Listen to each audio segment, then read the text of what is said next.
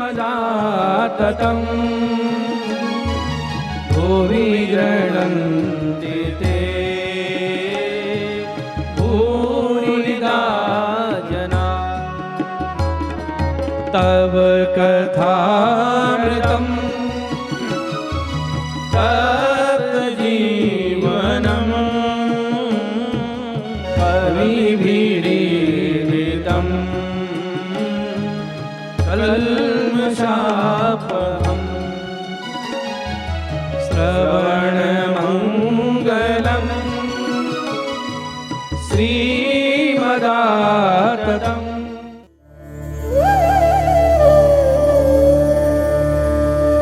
श्री कृष्ण शरणं मम।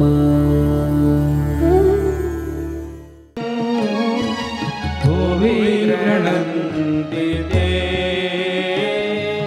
भूरिदा जना।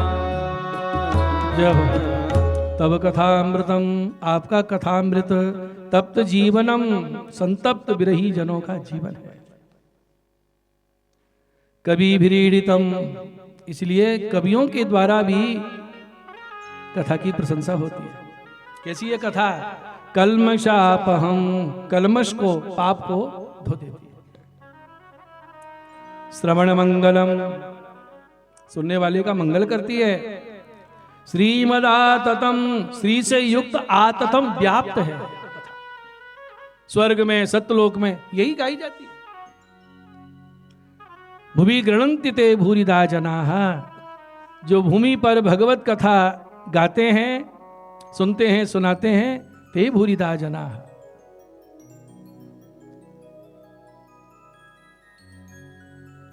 देखो, जैसे भगवान में सद्गुण हैं, ऐसे ही भगवत कथा भी सद्गुण संपन्न। श्री वल्लभाधीश आज्ञा कर रहे हैं कि प्राण क्यों नहीं निकल रहे हैं विरह में। तब कथा विरहेण प्राणानाम गमने प्रतिबंधं करोति। आपकी कथा प्राण निकलने में प्रतिबंध कर रही है, ये नहीं प्राण निकलने दे रही है। क्यों? कथा गाती हैं, अमृत कान के द्वारा भीतर जाता है और ये अमृत हमको जीवन दे देता। कथायाः पुनः यथा तब सामर्थ्यं तथा सापि। कथा कैसी है? सद्गुणात्मिका। जैसे आप सद्गुण संपन्न हो, वैसे ही आपकी कथा भी है। मोक्षदायिनी, ओहो, पुष्टि मोक्ष क्या है? लीला की प्राप्ति। कथा लीला में प्रवेश करा देती है, लीला का साक्षात्कार करा देती है। परमानंद रूपा च तदाहु तब कथा अमृतमिव अमृत भगवत रसात्मकम। श्री कृष्ण रस में और कृष्ण की कथा के रस में कोई भेद नहीं है।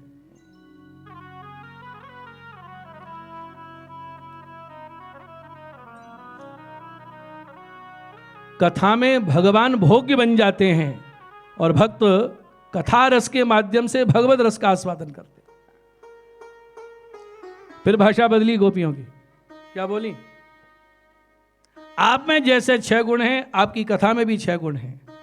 यश, श्री, वीर, ऐश्वर्य, ज्ञान, वैराग्य। एक एक खुलासा है, ये सब इतना नहीं खुल सकता सब।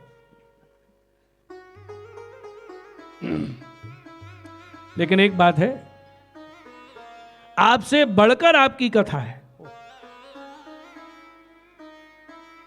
त्वम कदाचिन मार्यस्यपि, आप कभी विरह में तड़फाते हो, मारते हो, लेकिन आपकी कथा कथामृतम तस्मिन्नपि काले जीवयति।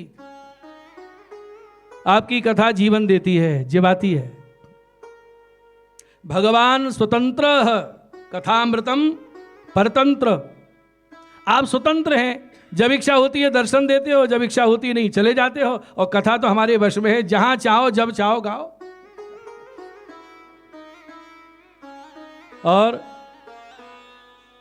और विशेषता क्या है?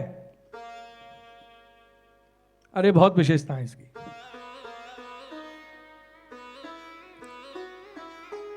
लोग बाग पवित्र नदियों में स्नान करने जाते हैं, है ना।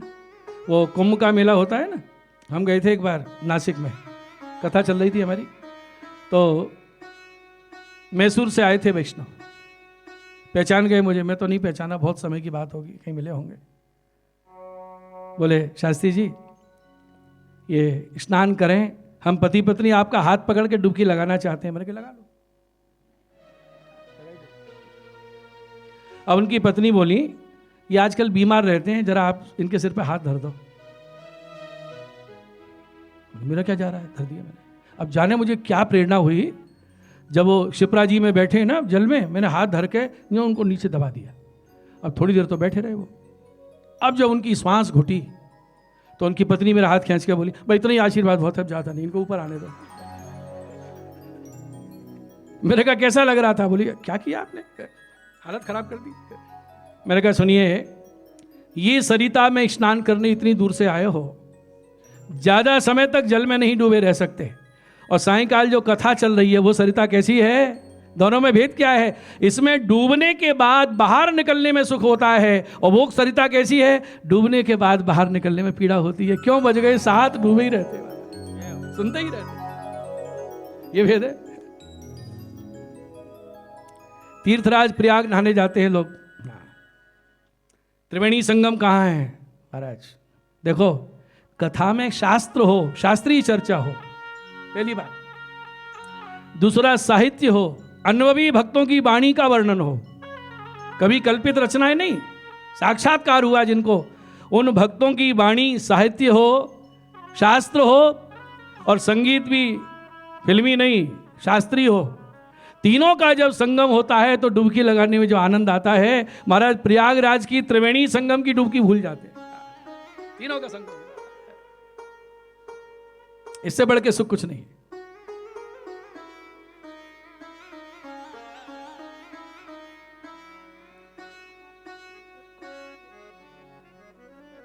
जैसे नदियां रात दिन जल देती हैं समुद्र को, कभी तृप्त होता है? कभी सिंधु ने कहा कि बस अब मुझे जल नहीं चाहिए। तो अपने कानों को बना लो समुद्र, और कथा है सरिता, रात दिन भरते जाओ, कभी तृप्ति ना हो।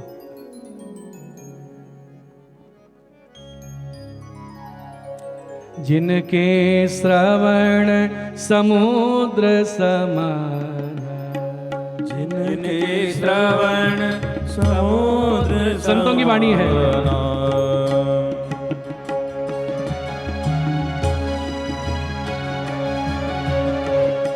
जिनके श्रवण समुद्र समान, जिनके श्रवण समुद्र समान, कथा तुम्हारी सुभग सरीना। कथा तुम्हारी, कथा है सरिता, कान है समुद्र, भर ही निरंतर हो ही न पूरे, भर ही निरंतर हो न पूरे, तिनके हृदय सदन तब रूरे। तिनके हृदय सदन तब रूरे, जिनके श्रवण समुद्र समान, जिनके श्रवण समुद्र समान, कथा तुम्हारी सुभग सरीना। कथा तुम्हारी सुभग सरनाना।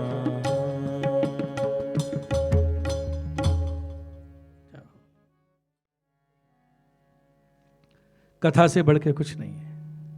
हरि कथा, कथा और बाकी सब वृथा। ये बोलचाल के लिए व्यवहार में करनी पड़ती हैं, और बातें चर्चा करने का विषय तो हरि चर्चा है, हरि कथा है। जब सुनो तब नहीं है, कथा से कभी तृप्ति नहीं होती।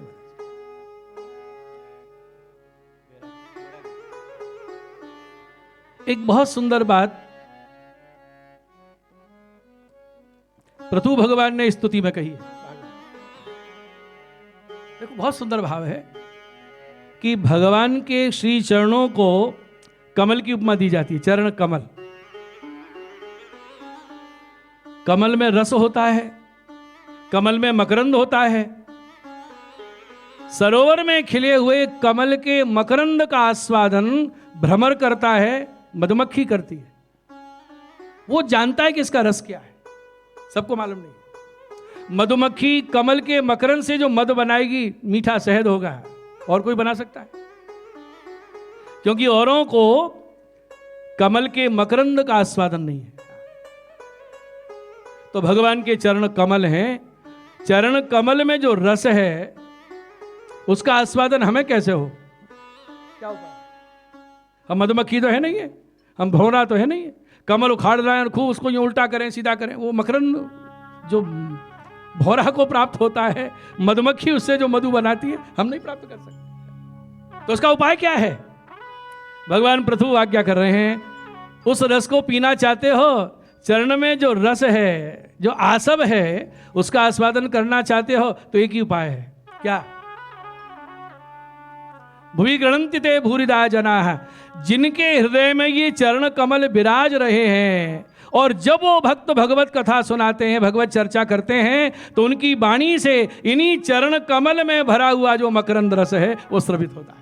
जैसे मधुमक्खी मध बना के जब देती है तो उसकी मिठास का स्वाद मिलता है, सीधे हम कमल का मकरंद स्वाद नहीं ले सकते, मधुमक्खी द्वारा प्राप्त होता है, भ्रमर द्वारा मिलता है।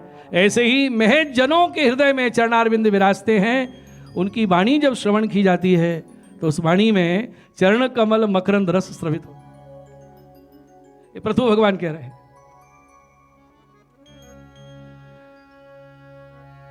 न कामये नाथ तदप्यहं क्वचित्, न यत्र युष्म चरणाम्बुजासव। युष्मत् चरणाम्बुज आसव, आपके चरण कमल में जो आसव है, आसव माने रस, आसव माने मकरंद, आसव माने प्रेम की मादकता। वो कैसे मिले? महत्तम अंतः हृदयात्, जिन महत जनों के हृदय में ये चरण विराजते हैं, उनकी वाणी से ये रस श्रवण होता है। न कामये नाथ तदप्यहं क्वचिन्, न यत्र युष्म चरणाम्बुजा। महत्तमान्तर हृदयान्मुखच्युतो विधस्पकर्णा युतमेष मे वर। जिसको चस्का लग जाता है ना, तृप्ति नहीं होती, मुझे ये वरदान दीजिए कि 2 कानों से सुनता हूं तो आनंद थोड़ा मिलता है, 10,000 कानों से सुनूं तो कथा का आनंद 10,000 गुना और बढ़ जाए। कर्ण अयुत, इसका ये मतलब नहीं सारे शरीर में कान लटक गए, ये भाव है कि कथा में मेरी प्रीति 10,000 गुनी और बढ़ जाए। ये कथा है, कहानी नहीं है। कहानी किसे कहते हैं? जो कल्पित होती है, मनोरंजन के लिए सुनाई जा सकती है। कहानी, जिसके कहने सुनने में कोई हानि नहीं है, ये कथा है।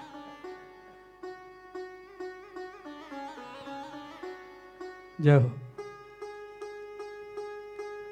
बहुत पहले एक रचना पूज्य चरण के सानिध्य में ही, पुरानी बात है, आज याद आ रही है। बहुत चला था वो भजन, मीठे रस से भरियोड़ी। हाँ, धुन बड़ी अच्छी है, राजस्थानी तुलना हो रही है। शुरू में लोगों ने गाया खारो खारो लागे यमुना जी रूपा, फिर शब्द बदले प्यारो प्यारो। अरे महाराज, मुझे बताइए, क्या यमुना जी में और स्वामी जी में अंतर करने का अधिकार हमारा है? ये हमारा अधिकार है? कौन बड़ी कौन छोटा, क्या है? इसलिए निवेदन है, भगवतियों की वाणी गाइए, ठाकुर जी को अति प्रिय है, सानुभाव वाले भक्तों की वाणी। एक वैष्णव के हम गए, ठाकुर जी को स्नान करा रही और क्या गा रही? जमुना जल महा केसर स्नान कर। मैंने कहा बहन जी, ये स्नान श्रृंगार का कोई कीर्तन नहीं है क्या? बोले है, माने बहु गमे छे। अब देखिए, किसी की भी रचना हो, विरोध नहीं है, आप गाइए, पर सेवा में भक्तों की वाणी का आग्रह रखिए। देखिए, मैंने कहा बहन जी आपने यमुना जल में केसर घोरी और स्नान करा रही हो, ठीक है, तो आपको मालूम है 12 मास ठाकुर जी को सुहाते जल का स्नान होता है। शीतल जल से स्नान एक दिन ज्येष्ठाभिषेक है, और 12 मास गर्म सुहाता जल स्नान होता है। तो ये जमुना जल से आप स्नान करा रही हो, गर्म किया? अब चुप। मैंने कहा यमुना जल को गर्म करो, अपराध, चूल्हे पर नहीं रखा जाता। तो बोली नहीं वो गर्म नहीं करियो माने, तो ठंडे से नहाया तो रीत नहीं, शीतल जल से स्नान ये रीत नहीं, गर्म जल से स्नान किया, यमुना जल को गर्म नहीं किया जाता। अब फंस गई बेचारी, इसलिए यही गाई है महाराज। क्या वल्लभाधीश की मीठे रस से भरियोड़ी कथा प्यारी लागे, कथा प्यारी लागे, माने संसारी री बाता खारी खारी लागे। मीठे रस से भरियोड़ी कथा प्यारी लागे, कथा प्यारी लागे, माने संसारी री बाता खारी खारी लागे।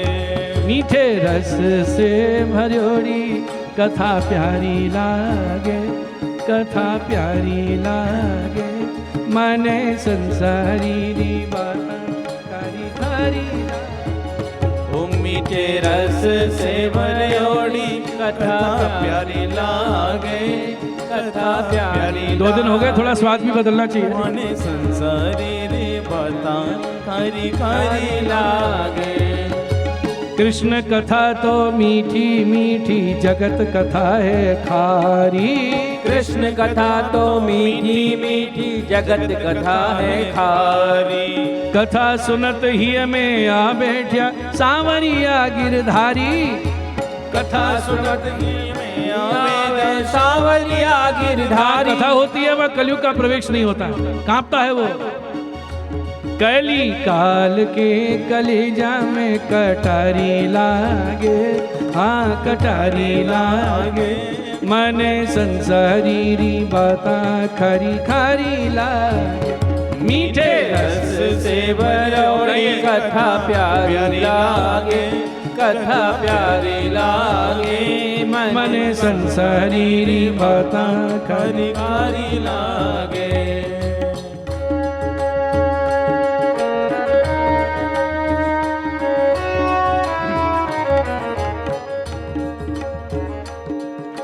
कृष्ण कथा संसार तरन रो साधन है सुखदाई। कृष्ण कथा संसार तरण साधन है दुखदाई। जोगी यज्ञ तप कली काल में साधन सधे न जाई। योग यज्ञ तप कली काल में साधन सधे न जाई। कथा सुनो, कथा गाओ, लीला में चित्त लगा देती है। हरि लीला में मति थारी लागे, मति थारी लागे, मने संसारी री बाता खारी खारी लागे। मीठे रस से भरियोड़ी कथा प्यारी लागे, कथा प्यारी लागे, मन संसारी री बाता खारी खारी लागे। हे कृष्ण कथा है सार जगत में बाकी सब दुखदाई। कृष्ण कथा है सार जगत में बाकी सब दुखदाई। कथा सुने बिन भाव न उपजे कैसे मिले कन्हाई। हाँ कथा सुने बिन भाव न उपजे कैसे मिले कन्हाई। जीवन थोड़ा है, थारी 4 दिनारी जिंदगानी लागे, जिंदगानी लागे, मने संसारी री बाता खरी खरी लागे। हे मीठे रस से भरियोड़ी कथा प्यारी लागे, कथा प्यारी लागे, मन संसारी री बातें। ये कथा, ये सत्संग बहुत दुर्लभ है। बड़े भाग्य से, बड़े भाग्य ते सत्संग पायो, हरि की कथा सुना। सारे काज बनत हैं छिन में, अंत में धाम सिधावे। कथा कीर्तन में मति थारी लागे, मति थारी लागे। मने संसारी बाता खरी खरी लागे। मीठे रस से भरोड़ी कथा प्यारी लागे, कथा प्यारी लागे। मने संसारों बातें बड़ी भारी लागे।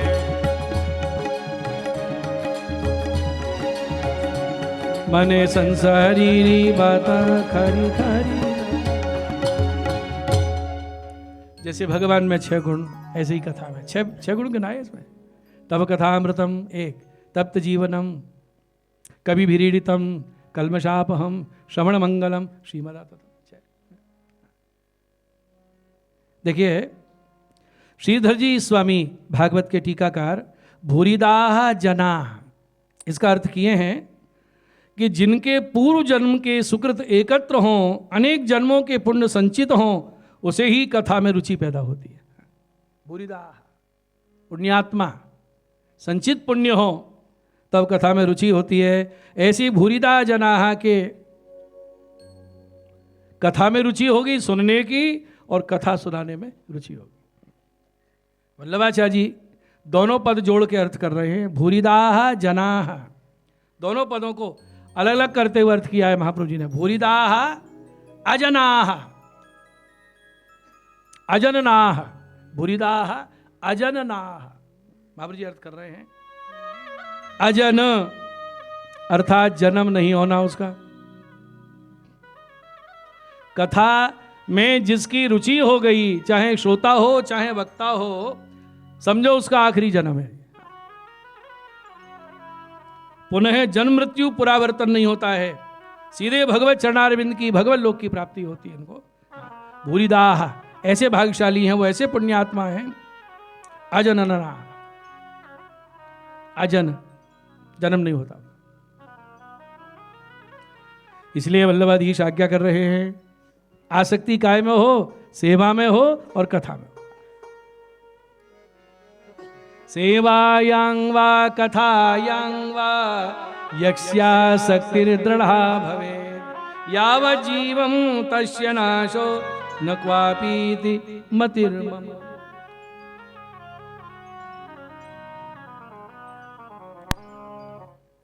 गोस्वामी जी श्री वल्लभलाल जी लेख बारे इस विषय में आज्ञा करते हैं कि जीव में भगवत धर्म रूप ज्ञान प्रवेश करता है, तब उसके ताप का नाश हो जाता है, सांसारिक ताप।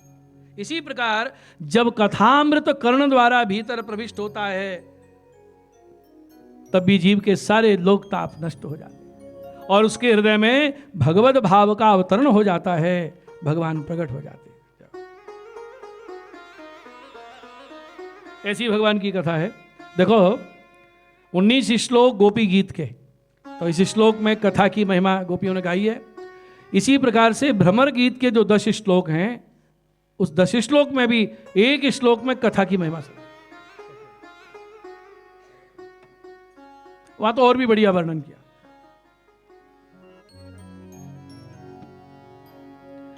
यदनु चरित लीला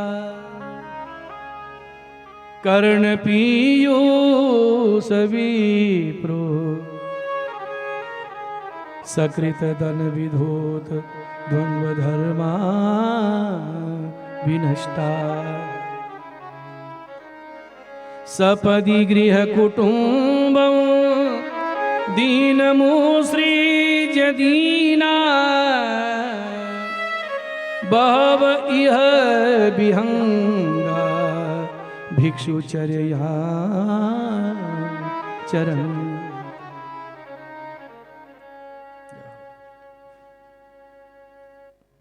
इस कथामृत की विप्रुट माने एक फुहार, एक बूंद भी कान में पड़ जाए, उतरनी चाहिए भीतर। सकृत अदन, एक बार ही पान कर ले, कथा के रस की एक बूंद भीतर चली जाए, विधूत द्वंद्व धर्मा, सब सुख दुख आदि द्वंद्व धर्म छूट जाते। विनष्टाः, लोक धर्म वेद धर्म की आसक्ति नष्ट हो जाती है और दीन दशा हो जाती है, गृह कुटुंब की आसक्ति छूट जाती है। और क्या स्थिति बन जाती है उस कथा रसिक की? बहव इव विहंगा, जैसे पक्षी हैं भिक्षुचर्यांग चरंती, भिक्षुचर्या में रहना पसंद है, लेकिन कथा का चस्का जिसको लग जाता है वो कथा नहीं छोड़ सकता। देखो सन्यासी त्याग करते हैं और कथा रसिक का त्याग अपने आप हो जाता है। सन्यासी भूमि पे विचरण करते हैं और पक्षी ऊर्ध्वगामी होते हैं, इसलिए यहां विहगाह दृष्टांत दिया है। बहव यह विहंगा भिक्षुचर्यांग चरंती। जय हो। यहां नक्ष धातु का प्रयोग हुआ है। इसका तात्पर्य श्री महाप्रभु जी समझा रहे हैं कि राग द्वेष तो समाप्त होते ही हैं। नष्ट धातु का अर्थ है प्रतीति का अभाव, फिर अंदर कभी उसका आवेश भी नहीं आता। कथा के रसिक का सब नष्ट हो जाता है। बोलो वल्लभाधीश की जय। अच्छा एक बात बताइए, रास लीला हम लोग सुन रहे हैं, गोपी गीत सुन रहे हैं, तो श्रवण का आनंद और साक्षात रासलीला के दर्शन का आनंद अंतर है कि नहीं? कानों से रास की कथा के श्रवण का आनंद और साक्षात आंखों से दर्शन का आनंद अंतर है कि नहीं? बोलो कितना अंतर है? थोड़ा कि बहुत? श्री महाप्रभु जी आज्ञा कर रहे हैं बहुत ज्यादा अंतर। यदनुचरित लीला,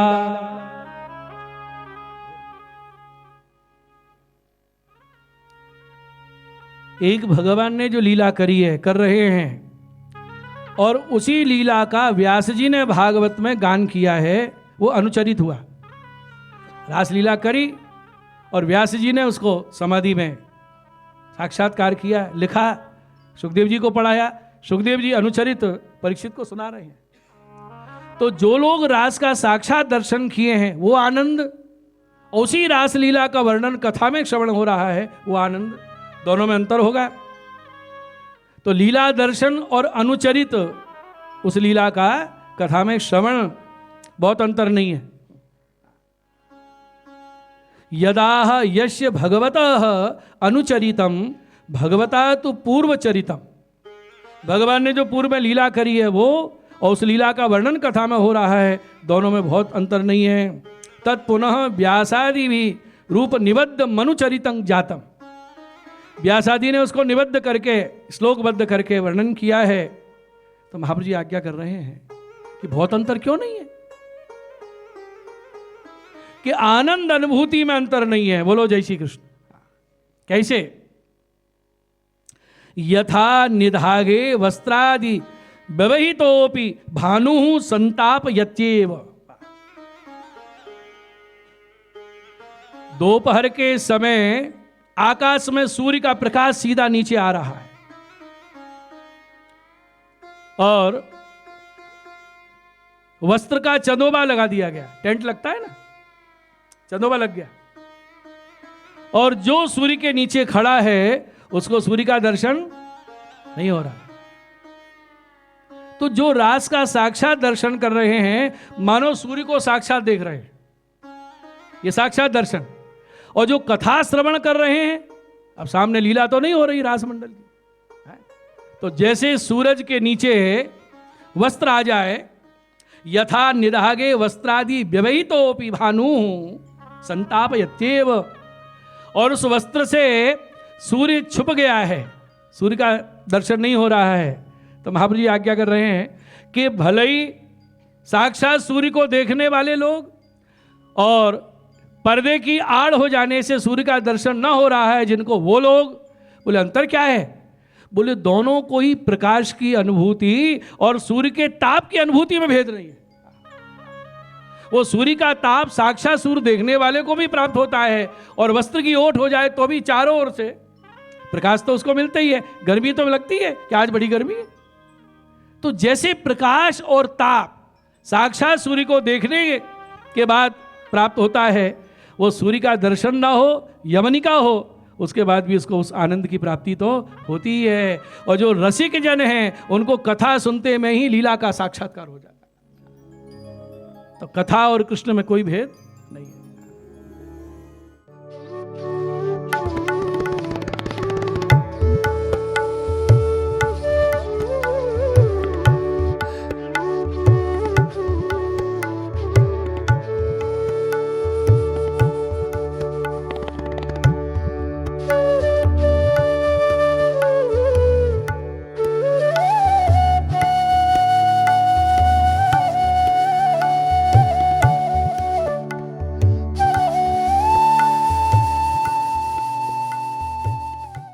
भगवान कहें तो फिर कथा ही गाओ ना, जब मुझसे बढ़ के कथा है और कथा से तुम्हारा जीवन है तो मेरे लिए क्यों तड़प रही हो, कथा ही गाओ। तो गोपियों ने बड़ा सुंदर उत्तर दिया है, श्याम सुंदर, जहां तक प्राणों की रक्षा की बात है हम कथा गान करके प्राणों की रक्षा कर सकते हैं, तो अमृत है।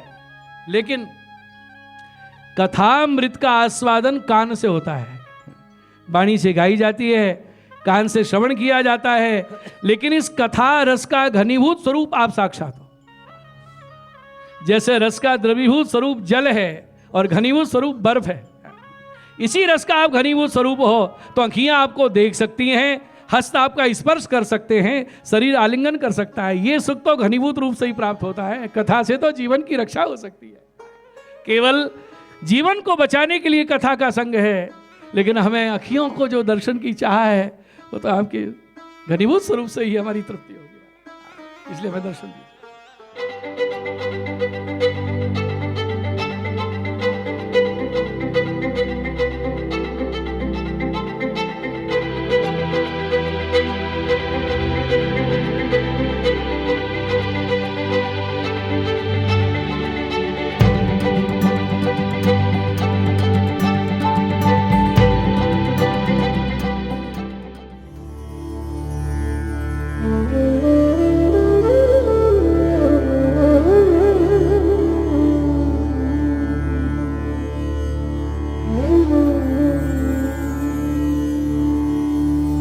सुंदर गोपालम